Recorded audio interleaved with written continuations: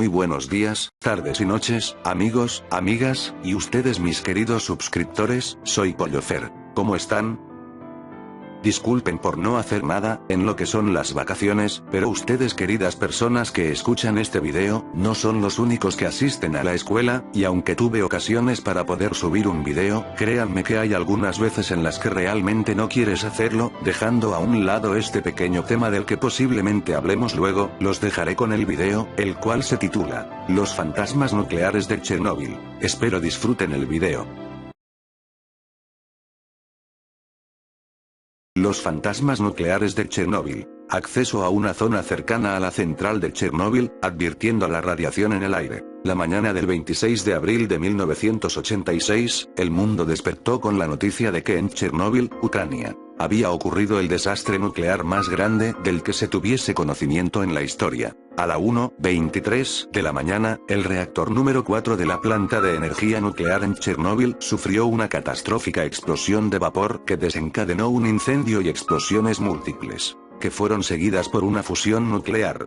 La planta explotó y lanzó al aire una columna de ceniza radioactiva que no solo convirtió Chernóbil y las poblaciones cercanas en zonas inhabitables, sino que se extendió a lo largo del oeste de la Unión Soviética, Europa continental, los países nórdicos, el Reino Unido, Irlanda e inclusive la costa este de Norteamérica en 48 horas. De acuerdo a investigadores y científicos, la lluvia radioactiva fue 4 veces mayor a la de Hiroshima y Nagasaki, y fue la primera vez en que ocurrió un evento de nivel 7, que hasta entonces solo había sido un desastre hipotético en la escala de eventos nucleares internacionales. Para lidiar con la fusión y los incendios que redujeron la planta a un armatoste achicharrado, el gobierno soviético envió una flotilla de helicópteros para lanzar toneladas de arena, arcilla, plomo y otros químicos y materiales con el fin de apagar las llamas.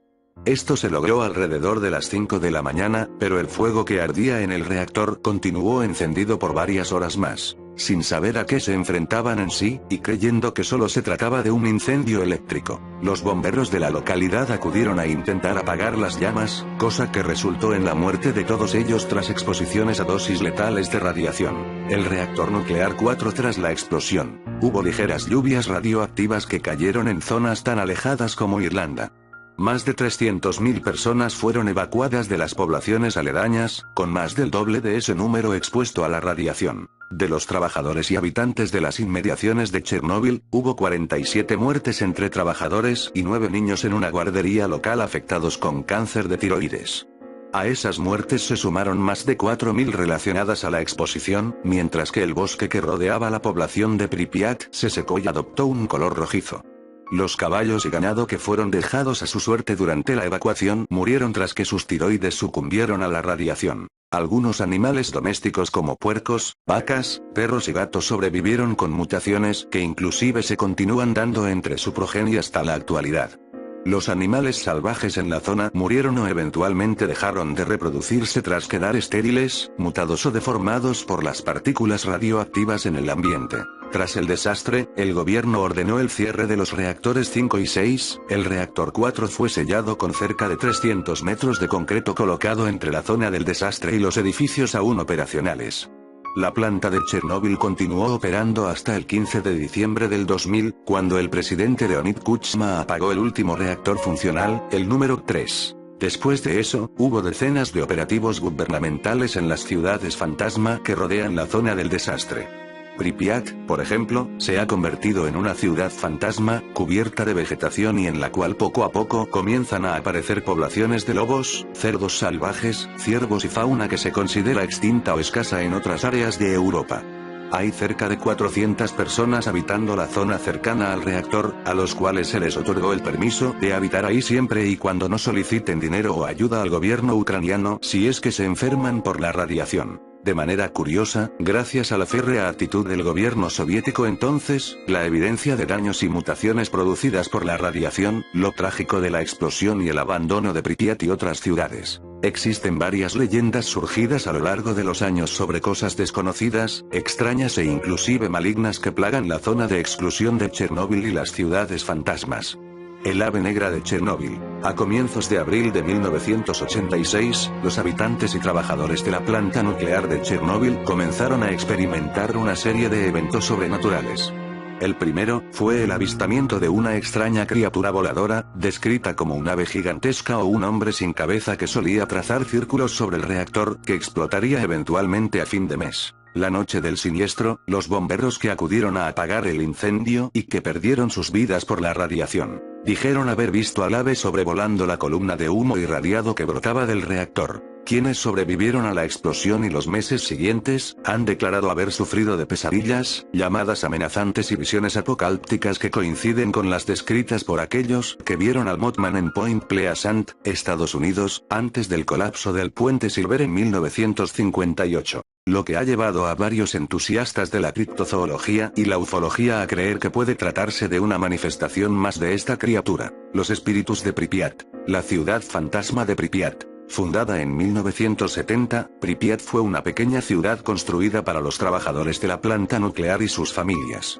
Antes del accidente, era un orgullo para la Unión Soviética. Una población de 50.000 y toda clase de complejos, desde apartamentos de lujo, centros culturales, piscinas olímpicas, cines, tiendas e inclusive un estadio. El 27 de abril de 1986, las autoridades soviéticas ordenaron la evacuación de la ciudad para evitar víctimas, aunque la orden llegó demasiado tarde. Los pobladores ya habían sido contaminados por radiación, y muchos de ellos sufrieron dosis letales de radiación que produjeron tumores, cáncer de tiroides y toda clase de enfermedades que hasta hoy tienen lugar en sus descendientes. Sin nadie que la mantuviera funcionando, no tardó para que Pripyat comenzara a decaer. La naturaleza empezó a reclamar los caminos y fachadas de edificios, el agua de lluvia terminó por derrumbar tejados y los fríos inviernos europeos dañaron las estructuras de las construcciones. En la actualidad, Pripyat es famosa por ser la ciudad fantasma más popular del mundo, y es un popular destino turístico en Ucrania luego de que los niveles de radiación en el aire han disminuido. Parte del atractivo de Pripyat son las historias de fantasmas que tienen lugar en ella. Sombras que se mueven entre los edificios, rostros fantasmales que aparecen asomándose a las ventanas e inclusive espíritus infantiles que juegan en los parques de diversiones y escuelas que hoy yacen abandonados. Un encuentro en particular espeluznante es el que tuvo un físico nuclear llamado Andrei Korsakov, que visitó la planta nuclear de Chernóbil en 1997. Llegué a la planta abandonada a las 7:30 am. Procedí de inmediato al sarcófago del reactor 4, donde tuvo lugar la explosión. Naturalmente no podía entrar por la radiación, así que permanecí cerca de la puerta tomando mediciones de radiación ambiental. Sabía que no podía haber nadie en el interior del viejo reactor, pero aún así podía escuchar el sonido de alguien gritando, pidiendo ayuda desde el interior y diciendo que había un incendio adentro. Corrí para contarle al personal de vigilancia, pero me dijeron que yo era la única persona que había entrado hasta ese punto en 3 años, y que solo se puede acceder al centro del reactor por la puerta donde yo estaba. Si alguien se hubiese metido al reactor y yo no me hubiese percatado, de inmediato se habrían disparado alarmas avisando de una irrupción. La puerta del reactor requiere una contraseña y huellas digitales, pero aún así, alguien o algo estaba adentro. En el año 2009, el equipo de investigación del programa televisivo estadounidense, Destination Truth condujo una investigación en Chernóbil y Pripyat. Lograron registrar una figura humana con una cámara térmica en el interior del reactor.